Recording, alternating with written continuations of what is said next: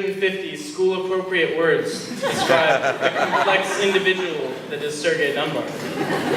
From his iconic Sergey laugh to his long, meandering stories in his senior lounge, Sergey is a hard man to describe.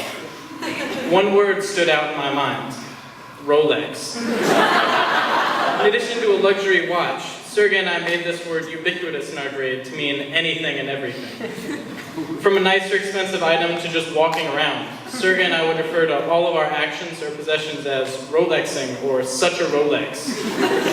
Over the last 2 years, Sergey and I have spent a huge amount of time together, and we've bonded like no other friends, and I'm proud to be able to call him my best friend. Good luck on your speech, Sergey.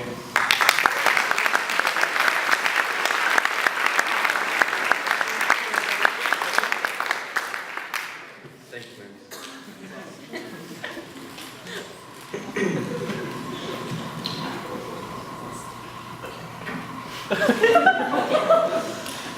Some people feel that nothing truly great can happen to them, that they can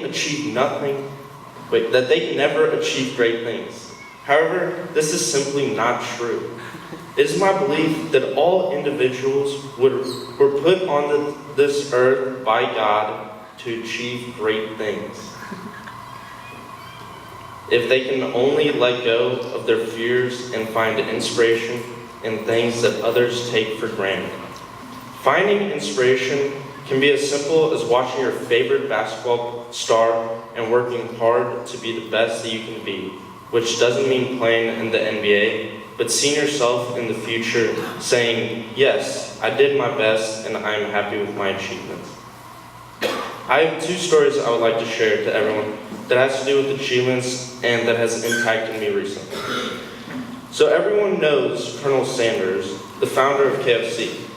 Now, KFC has about 18,000 outlets in 120 countries. Obviously, Colonel Sanders did not make this company successful overnight. He started his dream at the age of 65 when he got a social security check for only $105 and was mad. Instead of complaining, he did something about it. He had a fried chicken recipe that he thought restaurant owners would love. They would use it, sales would increase, and he would get a percentage of it. He drove around the country knocking on doors, sleeping in cars, wearing his white suit, asking people if they would like to buy some of his recipe fried chicken. Do you know how many times people said no until he got one yes?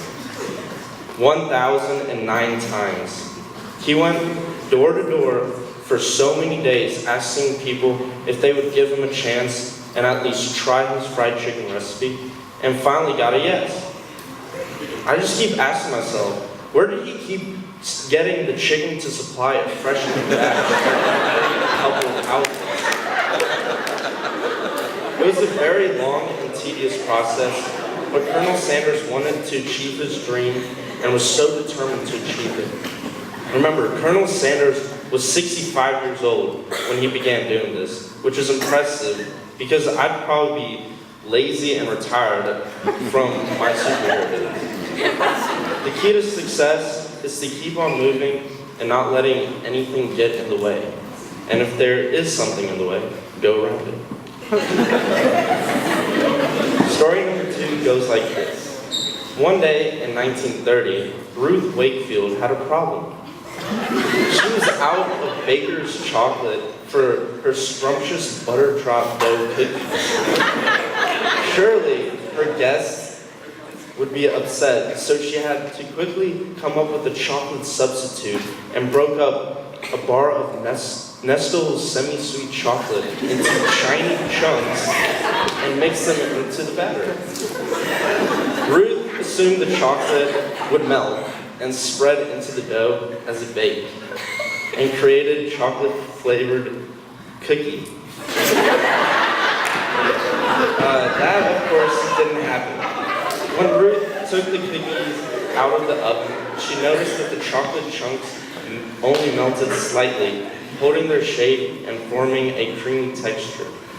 She didn't know it right then, but she created the greatest creation since sliced bread. The chocolate chip cookie, which the guests love.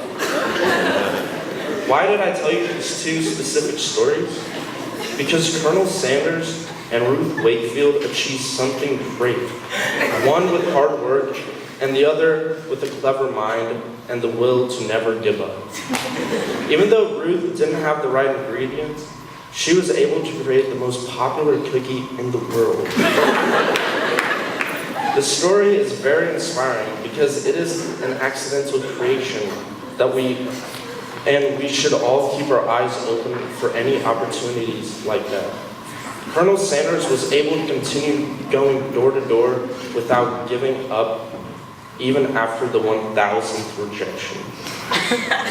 Let me leave off with a quote by the great Winston Churchill, once given at Harrow School after the Blitz occurred during World War II, in which he said, "Never give up, never give in, never, never, never. In nothing, great or small, large or petty, never give in except to the conviction of honor and good sense. Never yield to force, never yield to the apparently overwhelming might of the enemy. Those who achieve in life are those who don't stop trying. Giving in to discouragement is the downfall of so many." Thank you.